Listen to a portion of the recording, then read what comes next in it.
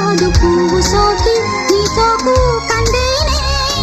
వెలికిరాని వెర్రి ప్రేమ కన్నీటి ధారలోన కరుగుతున్నది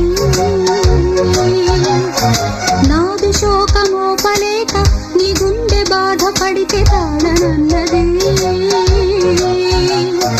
మనుషులెరుగలేరు మామూలు ప్రేమ కాదు